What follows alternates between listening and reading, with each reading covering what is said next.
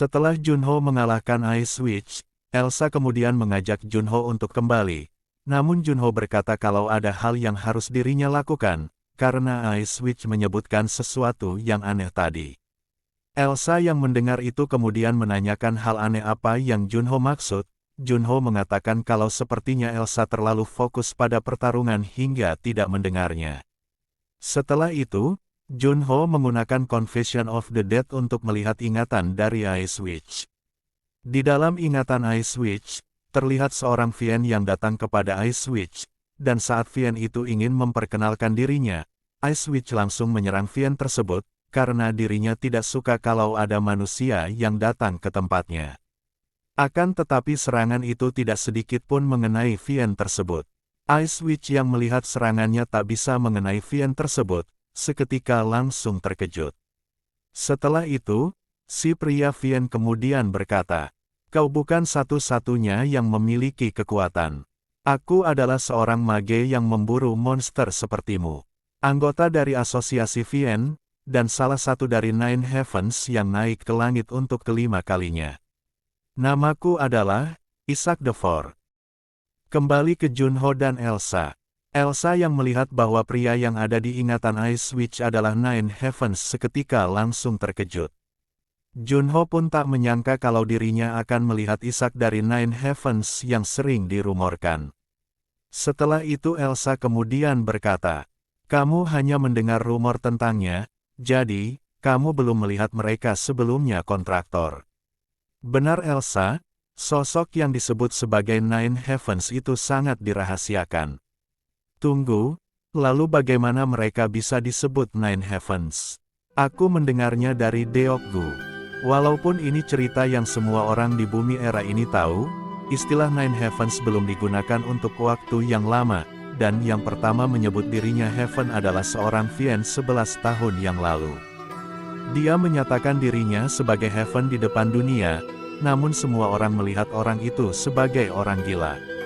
Semua orang yang bertemu dengannya menertawakannya, akan tetapi semua orang langsung dibunuh oleh Vien tersebut. Itu debut yang mengejutkan. Orang itu tidak cukup untuk sejajar dengan Big Six, tapi dia mampu membunuh pasukan elit dari guild-guild besar sendirian. Di puncak tumpukan mayat yang dirinya buat, dia mendeklarasikan bahwa dirinya adalah Demon King. Itu adalah debut dari pemimpin Vien Association dan debut pertama dari Heaven. Berita mengejutkan ini cukup untuk menjerumuskan orang-orang ke dalam kecemasan.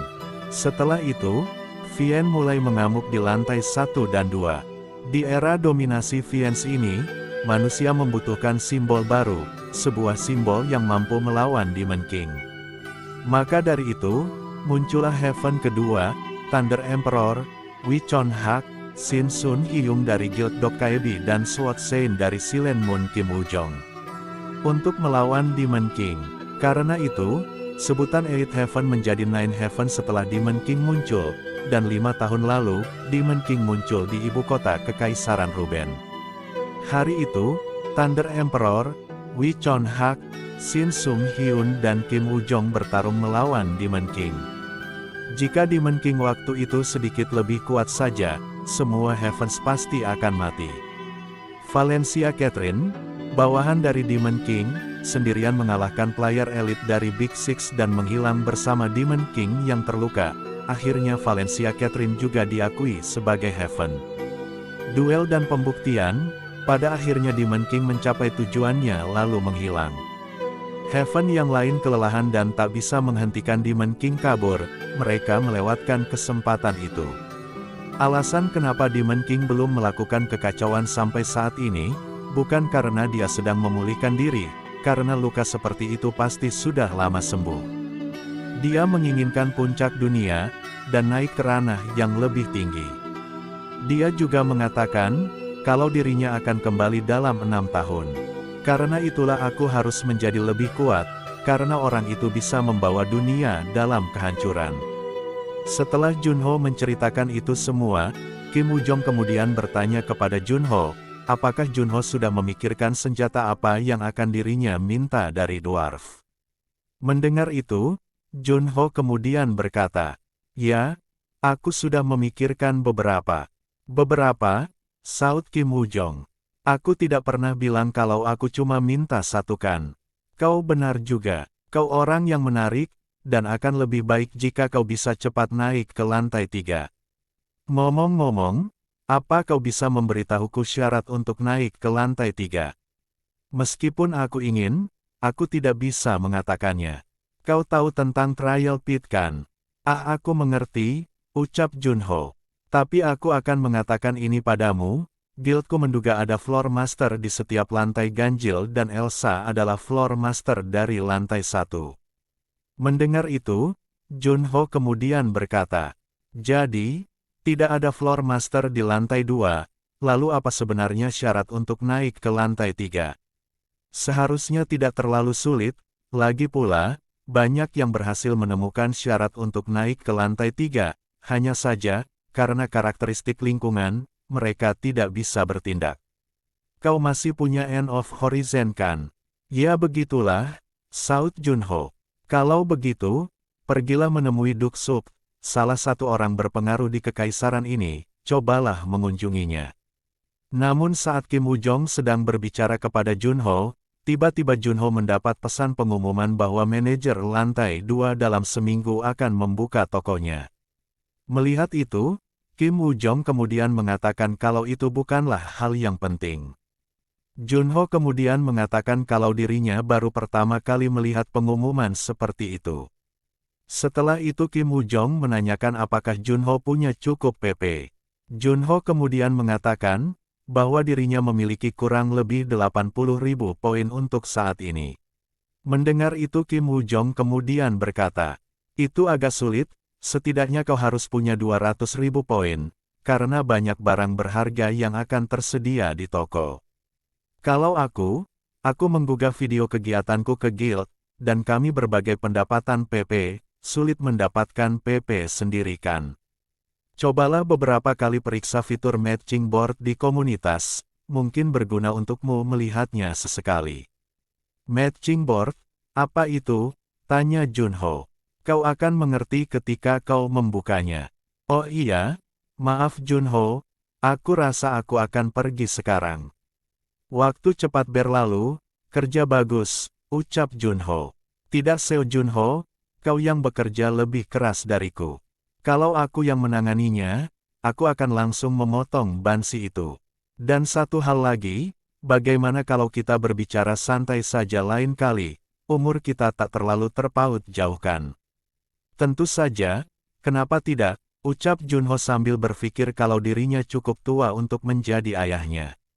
Setelah itu, Kim Woo-jong melompat dari pagar dan menghilang secepat cahaya. Beberapa saat kemudian di rumah kepala suku Graham. Graham yang melihat Junho membawa banyak sekali blueprint senjata, menanyakan apakah Junho ingin memintanya membuat itu semua. Junho pun membenarkannya, dan lanjut berkata, jika itu tidak bisa, maka dirinya akan meninggalkan beberapa belati yang dirinya tambahkan di akhir. Mendengar itu, Graham kemudian mengatakan bahwa saat membuat pedang untuk Kim Woo-jong, dirinya bilang kalau itu akan mematahkan punggung para dwarf, namun Graham mengatakan jika tidak ada tantangan maka itu tak akan seru. Setelah mengatakan itu, Graham kemudian mulai membuat senjata yang Junho minta. Di sisi lain, Junho sembari menunggu senjata yang dirinya minta selesai, kemudian membuka matching board. Elsa yang melihat jika membuka matching board membutuhkan 500 PP, kemudian bertanya kepada Junho bahwa bukankah itu terlalu mahal. Junho kemudian membenarkan perkataan Elsa, dan berkata kalau tidak ada cara lain untuk itu. Setelah itu, Junho kemudian dibawa ke ruang virtual yang di dalamnya banyak sekali pemain lain. Junho kemudian menjelaskan kepada Elsa, bahwa singkatnya itu seperti sebuah arena. Junho juga mengatakan bahwa di dalam matching board ada fitur untuk menyembunyikan identitas, dan juga ada sistem tantangan di mana mereka bisa mendapatkan lebih banyak PP dengan menantang pemain yang berlevel lebih tinggi, dan bahkan ada peringkat di dalam matching board. Setelah menjelaskan itu kepada Elsa, Junho kemudian berpikir, sepertinya ada orang yang hanya melakukan ini untuk mendapatkan PP, dan jika aku ingin mengumpulkan setidaknya 200.000 poin, aku harus melakukannya. Setelah memikirkan itu, Junho kemudian memutuskan untuk menantang seorang pemain, dan seorang pemain yang mendapat tantangan dari Junho merasa senang, karena dirinya berpikir bahwa dirinya akan mendapatkan PP gratis karena melawan seorang pemula. Setelah itu, mereka dipindahkan ke sebuah arena di tepi laut. Lawan Junho yang melihat Junho menyembunyikan profilnya kemudian bergumam. Naif sekali, player yang hanya melakukan hunting dan tak tahu kalau ada yang lebih kuat darinya, dan biasanya mereka tidak berpengalaman dalam pemain versus pemain atau PvP. Walaupun mereka berlevel tinggi, maka dari itu akan kutunjukkan pertarungan sebenarnya. Hitungan mundur pun dimulai. Setelah itu, pemain rambut merah mengeluarkan pisau belatinya dan mengatakan bahwa itu mungkin akan sakit, tapi tidak akan membuat Junho mati. Dan saat hitungan selesai, pria berambut merah langsung melesat dengan cepat dan langsung menyerang Junho. Akan tetapi Junho dengan mudah menghindari serangan cepat tersebut dan langsung menjatuhkannya dengan satu kali pukulan. Setelah itu, Junho terus-menerus mengalahkan para pemain lainnya, bahkan ada yang bilang kalau Junho memakai sebuah cheat atau semacamnya, karena mereka kalah hanya dengan satu kali serangan. Ada juga yang mengira bahwa Junho adalah seorang swordsman karena dirinya bisa mengalahkan para pemain dengan sangat mudahnya. Akan tetapi, mereka berdebat tentang orang yang mengalahkan mereka karena setiap pemain dikalahkan dengan senjata yang berbeda-beda. Ada yang dikalahkan dengan menggunakan spear, ada juga yang menggunakan halberd, dagger, dan sebuah panah. Bahkan seorang tank dengan level 117 mengatakan bahwa dirinya dikalahkan dengan instan hanya dengan menggunakan sebuah shield. Para pemain kemudian mengatakan bahwa mereka akan melaporkan itu pada administrator matching board. Kembali ke Junho, terlihat Junho sedang menghindari serangan pemain yang menggunakan sebuah pedang, dan setelah Junho menghindari serangan itu, Junho kemudian mengatakan bahwa pemain tersebut mahir dalam menggunakan spear. Sontak perkataan Junho membuat pemain tersebut terkejut, karena bagaimana Junho bisa mengetahui senjatanya yang sebenarnya. Akhirnya pemain tersebut menyerang Junho dengan menggunakan spear-nya, namun Junho yang mendapat sebuah celah langsung menembak pemain tersebut dengan menggunakan pistol dan membuat pemain itu mati seketika. Junho yang sudah mengumpulkan 80.000 poin kemudian keluar dari permainan tersebut, dan mengatakan jika mengumpulkan poin lebih sulit dari yang diperkirakan, karena sangat susah menemukan match karena tak ada yang mau bertarung dengannya. Elsa kemudian mengatakan bahwa Junho dituduh menggunakan cheat oleh player lain. Junho yang mendengar itu hanya bisa menghela nafas, dan mengatakan bahwa dirinya setidaknya ingin mendapatkan 500.000 poin. Setelah itu Elsa lanjut berkata bahwa Junho dapat mengumpulkan poin dengan cepat dalam waktu singkat. Elsa juga mengatakan kalau dirinya penasaran berapa banyak poin yang dimiliki orang dengan poin terbanyak. Junho yang mendengar itu kemudian mengatakan bahwa mungkin yang mereka punya sekitar 10 juta, bahkan mungkin lebih dari 100 juta. Saat Junho mengatakan itu, Junho tiba-tiba mendapatkan pesan dari Rage, bahwa Junho harus menemuinya. Elsa yang melihat itu kemudian berkata kenapa administrator lantai 2 memanggilnya. Junho pun berpikiran sama dan bertanya kepada Elsa bahwa dirinya tidak melakukan kesalahan kan. Setelah sampai di tempat administrator Rage, terlihat administrator mendapatkan banyak sekali pesan, dan dari semua pesan itu adalah untuk memintanya menangkap sang cheater atau Junho. Rage yang melihat Junho sudah tiba di sana kemudian mengatakan bahwa Junho harus melihat ratusan pesan yang masuk karena dirinya, karena biasanya Rage hanya menjalankan makro, dan menggunakan balasan otomatis ketika ada pesan yang masuk. Junho yang mendengarnya hanya mengiyakan perkataan dari Rage sembari dirinya berpikir kalau dirinya harus hati-hati terhadap orang itu. Setelah itu Rage menyuruh Junho untuk mendekat dan berkata, "Seperti yang kau lihat dari namaku, aku orang yang sangat pemalas, dan karena dirimu, aku terganggu karena atasan menyuruhku membuat laporan detail tentang kejadian ini.